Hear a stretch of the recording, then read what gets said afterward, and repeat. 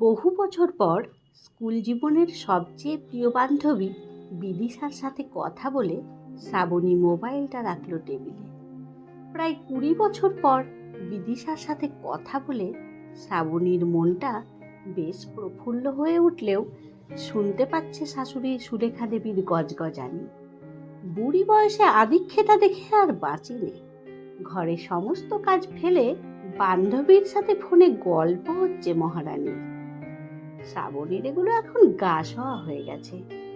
বিবাহিত জীবনে 20টা বছর এই 40টা শুনেই তো কেটে গেল। বিয়ের পর থেকে এই সংসারের জন্য কি না করেছে সে। নিজের শরীরের ঘাম এবং রক্তবিন্দুর শেষ কণাটা নিংড়ে দিয়েও এতটুকু ভালোবাসা করতে পারেনি সংসারের মানুষগুলোর কাছ থেকে। আর শ্রদ্ধা ও সম্মানের কথা উল্লেখ না করাই ভালো। যে মানুষটার হাত ধরে এই ঘরে, এই সংসারে প্রথম প্রবেশ, একজন মানুষ হিসেবে সবার কাছে অত্যন্ত ভালো এবং অমায়িক হিসেবে তিনি সুপরিচিত। প্রত্যেকে এক বাক্যে স্বীকার করবে, অভিনববাবুর মতো মানুষই হয় না। নিজের স্বামীর এই ভালো মানুষ হওয়ার এই গোপন মন্ত্রটা অর্ধাঙ্গিনী হিসেবে জানে একমাত্র শ্রাবণী। বিয়ের পর থেকেই তিনি 3টে মন্ত্রে দীক্ষিত। অবশ্য অভিনববাবুর ক্ষেত্রে মন্ত্রটা একটু অন্যরকম। সংসারে ঘটে যাওয়া সব অন্যায় দেখেও কিছু দেখব না, কিছু শুনবো না, কিছু বলবো না, এই 3 মন্ত্র জপে দিব্য নির্বিকার চিত্তে বিবাহিত জীবনের 20টা বছর কাটিয়ে দিলেন। এত কিছুর পরেও এতগুলো বছর শুধু নিজের ছেলেটার মুখের দিকে চেয়ে কাটিয়ে দিয়েছে শ্রাবণী। শ্বশুর শাশুড়ির সমস্ত দুর্ব্যবহার মুখ বুজে সহ্য করেও এই সংসারকে ভাঙতে দেয়নি, ছেলের সুস্থ মানসিক বিকাশের কথা ভেবে।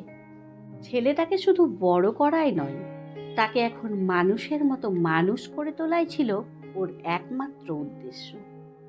সেই ছোট্ট থেকেই মা হিসেবে ছেলের লেখাপড়া, আদর যত্ন, কোনো কর্তব্যেই ত্রুটি নেই শ্রাবণীর। মায়ের তত্ত্বাবধানে রিজু হয়ে উঠেছে, লেখাপড়ায় ভীষণ ভালো এবং খুবই মেধাবী। কিন্তু এরপরেও একমাত্র নাতির বিন্দুমাত্র ত্রুটি দেখলেই কথা শোনাতে ছাড়েন না সুলেখা দেবী শ্রাবণীকে। ছেলে লেখাপড়ায় ভালো ফলাফল করলে তারা সগর্বে বলে বেড়ান, কোন বংশের ছেলে দেখতে হবে তো, রিজু আমাদের নাতি, আমাদের রক্ত বইছে ওর শিরায় শিরায়। কিন্তু ছেলে কোনো অন্যায় করলেই তখন তার দায়টা গিয়ে পড়ে শ্রাবণীর ওপর। মুখ বেঁকিয়ে নাতির সামনে সুলেখা দেবী আক্ষেপ করেন, মায়ের শিক্ষা, মায়ের রক্ত যাবে কোথায়? উনার ক্ষমতা থাকলে নাতির শরীর থেকে শ্রাবণীর রক্তটাই ছেড়ে গেলে। মা হয়ে নিজের ছেলের জীবনে এক গামলা দুধে একটুখানি চোনার মতোই অপ্রয়োজনীয় শ্রাবণী। নাতিকে কোলে বসিয়ে অনন্তবাবু প্রায়ই বলেন, তুমি আমাদের বংশের ছেলে, বুঝেছ রিজু? তোমার শরীরে আমাদের রক্ত বইছে, তুমি আমাদের মতো হবে। সবই কর্ণদয় সার্থক করে শুনতে পায় শ্রাবণী। কোন বিশুদ্ধিকরণ যন্ত্র দিয়ে তাদের বংশের রক্ত পরিশুদ্ধ করা হয়েছে সে নিয়ে কৌতূহল থাকলেও প্রতিবাদ করার ক্ষমতা শ্রাবণীর একেবারেই নেই। ভীষণ স্বল্পভাষী, শান্ত প্রকৃতির, শান্তিপ্রিয় মেয়ে। মনে মনে ভগবানকে শুধুই দোষারোপ করে, মুখে প্রতিবাদের ভাষা যখন দাওনি, শ্রবণেন্দ্রিয়টাও অক্ষম করলেই তো পারতে। যাই হোক, শ্রাবণীর প্রার্থনায় খুশি হয়ে দীর্ঘ 20 বছরে ওর শ্রবণেন্দ্রিয় বিকল না হলেও এই সব কথা উপেক্ষা করার মতো মনোবল ভগবান ওকে আশীর্বাদ স্বরূপ প্রদান করেছেন। সুলেখা দেবীর গঞ্জনা শুনেও ছেলের পড়ার টেবিলে ফোনটা রেখে ঘর থেকে বেরোতে যাবে, পিছন থেকে ডাকলো রিজু। একটু সন্নিগ্ধ হয়ে ছেলে জিজ্ঞেস করলো, তোমায় কে ফোন করেছিল মা? কখনো সেভাবে কেউ তো তোমায় ফোন টোন করে না। শ্রাবণী উৎফুল্ল হয়ে জবাব দিল, আমার স্কুল জীবনের আমার এক প্রিয় বান্ধবী বিদিশা। জানিস রিজু, স্কুলে সবসময় আমরা একসাথে থাকতাম, একসাথে টিফিন ভাগ করে খেতাম। আজ কত বছর বাদে ওর গলাটা শুনলাম। উনি কি করেন? তোমার ওই মাসি কলেজের একজন অধ্যাপিকা। এত বছর বাদেও তোমার ওই বান্ধবী তোমায় মনে রেখেছে। তুমি তো লেখাপড়াতেও বিশেষ ভালো না, উনার মতো সম্মানীয় কোনো চাকরি তো তুমি করো না। অতি সাধারণ একজন হাউসওয়াইফ। তোমার মতো একজন সাধারণ মানুষকে এত বছর বাদে কারো মনে রাখার মতো কোনো প্রয়োজন নেই মা। মানুষ মনে রাখে কাকে? যারা লেখাপড়ায় মেধাবী, ভীষণ ভালো চাকরি করে, জীবনে সম্মানের সাথে সুপ্রতিষ্ঠিত তাদের। তোমার মতো একজন তুচ্ছ মানুষ কারো কাছে মনে রাখার যোগ্য বলেই তো আমার মনে হয় না। কি করে উনি একজন কলেজের অধ্যাপিকা হয়ে তোমার মতো এক বান্ধবীকে মনে রাখলেন? কিছুটা বিদ্রুপাত্মক হেসে রিজু কথাগুলো মাকে বলল। 17 বছরের মেধাবী ছেলের মুখে কথাটি শুনে স্তম্ভিত হলো শ্রাবণী। মুখের হাসি মিলিয়ে গেল নিমেষে। মনের প্রফুল্লতা যেন নিঃশব্দে বদলে গেল একরাশ জমাট শ্বাসরোধ করা বেদনায়। বেশ কিছুক্ষণ পর মানসিক কষ্টটা সামলে নিয়ে মৃদু হেসে বলল, আমার মতো একজন তুচ্ছ মানুষকে মনে রাখবার কারণ শুধু একটাই, ওই মাসির মধ্যে আজও বেঁচে রয়েছে মনুষ্যত্ব।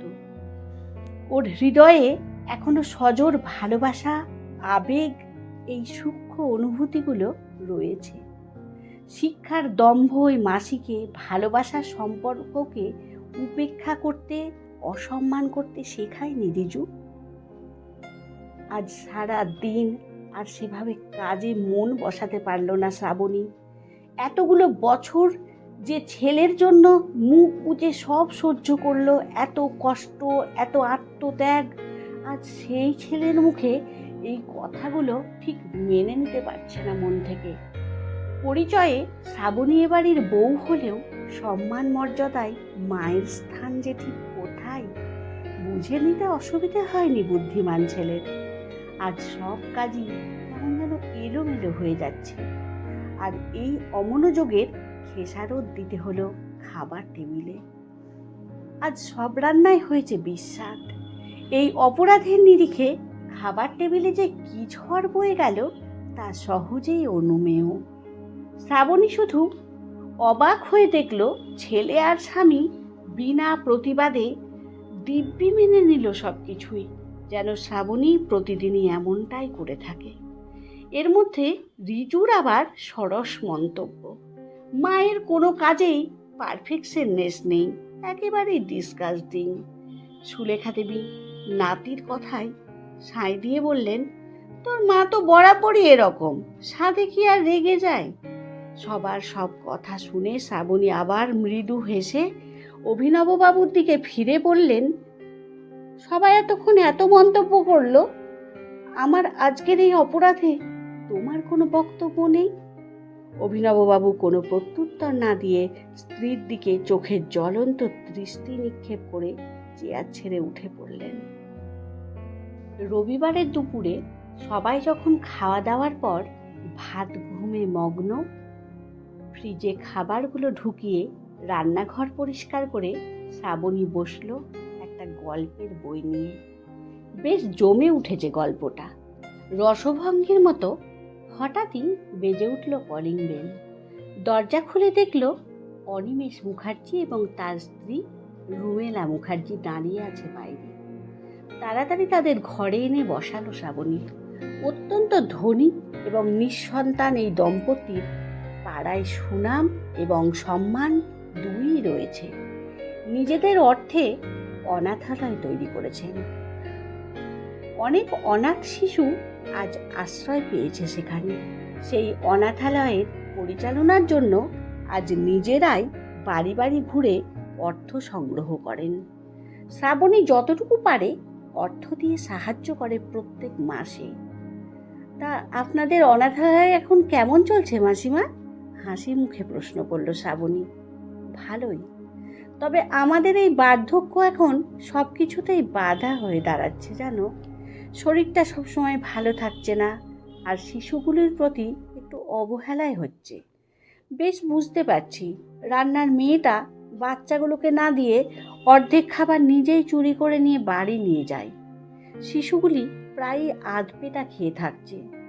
তাই ভাবছি এমন এক সুপারভাইজার রাখবো যে সব দিকই আন্তরিকভাবে দেখবে, সব কিছু সুষ্ঠুভাবে পরিচালনা করবে, আর শিশুগুলোও যেন নিজের প্রাপ্য থেকে বঞ্চিত না হয়, ওদের যেন কোনো কষ্ট না হয়। তোমার যদি এমন কেউ সন্ধানে থাকে তো আমায় একটু জানিও তো শ্রাবণী।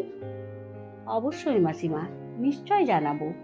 একদিন সন্ধেবেলা ছেলের পড়ার ঘরে রিজুর গৃহশিক্ষককে চা দিতে ঢুকে শ্রাবণী শুনতে পেল ছেলে অঙ্ক ভুল করায় স্যার বেশ ক্ষুব্ধ হয়ে বকছে রিজুকে।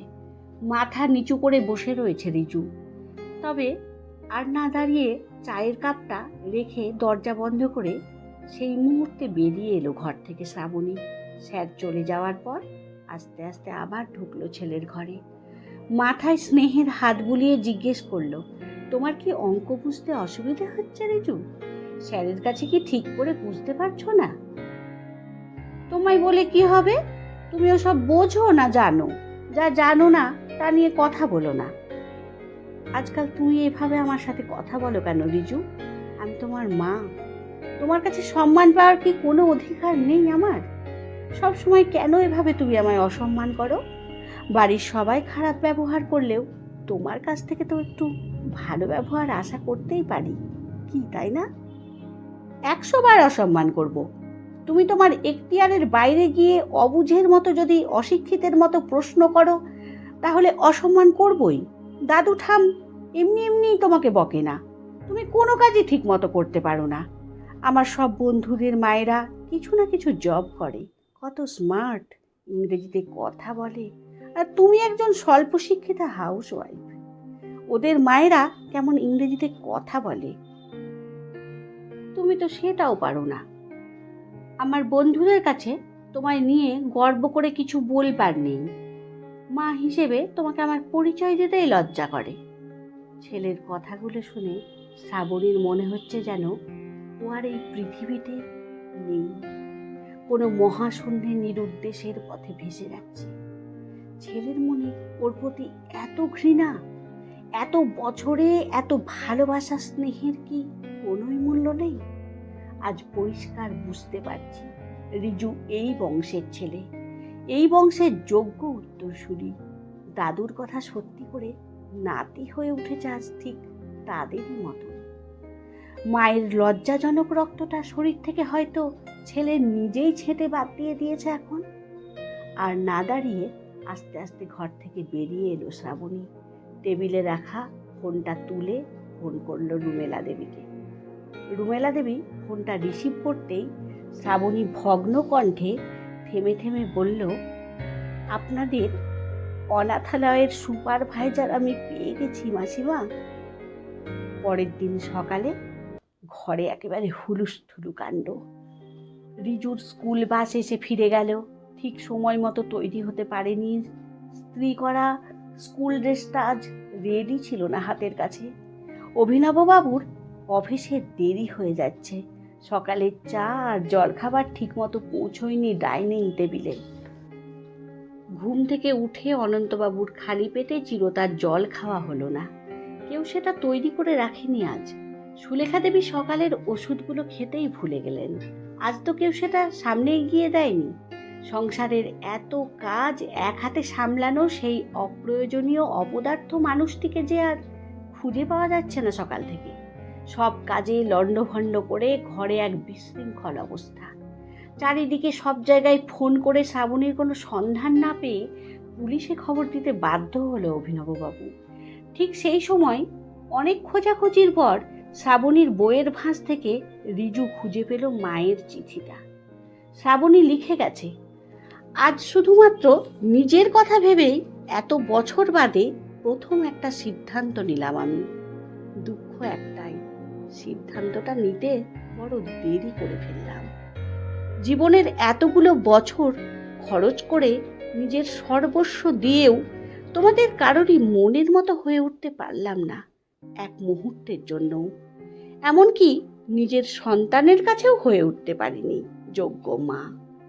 সীতার অগ্নি পরীক্ষার মতো জীবনের শেষ দিন পর্যন্ত আমাদের অগ্নি পরীক্ষা দিয়ে যেতে হয়, কখনো মেয়ে হয়ে, কখনো স্ত্রী হয়ে, কখনো বাড়ির বউ হয়ে, আবার কখনো মা হয়ে। এই অগ্নি পরীক্ষা দিতে দিতে আজ সত্যি আমি ক্লান্ত। তাই এই অপ্রিয় মানুষটার অবাঞ্ছিত বোঝা বহন করার হাত থেকে চিরতরে মুক্তি দিতেই বেরিয়ে পড়লাম আজ। বাড়ি ছেড়ে এমন এক জায়গায় নিজের ঠিকানা খুঁজে নিতে, যেখানে আমার মানুষ হিসেবে প্রয়োজন আছে, যেখানে অন্যের পরিচয়ের ভারে মাথা গুজে নয়, নিজের পরিচয়ে মাথা উঁচু করে বাজবার অধিকার আছে। জীবনের শেষ অধ্যায়ে এমন অসহায় অনাথ শিশুদের মা হয়ে বাঁচতে চাই, যাদের মাতৃত্বের শূন্য ভাঁড়ারে একটু শূন্য ভালোবাসা, একটু স্নেহের আকুতি আছে। আমার মতো অযোগ্য, স্বল্প শিক্ষিতা, অবাঞ্ছিত মাকে যারা সরল মনে শুধু মা বলেই ভালোবাসবে, আঁকড়ে ধরবে। অল্পেতেই যাদের মনে প্রাপ্তির আনন্দ আছে, তাদের হৃদয় নিঃসৃত নিষ্পাপ মা ডাকে হয়তো শান্তি খুঁজে পাবো আমিও। আমার সেই শান্তির ঠিকানাটা এত দিনে খুঁজে পেয়েছি আমি। তাই আর খুঁজবার চেষ্টা করো না আমায়। জানোই তো যে মানুষ স্বেচ্ছায় হারিয়ে যায় সে আর কখনো ফিরে আসে না।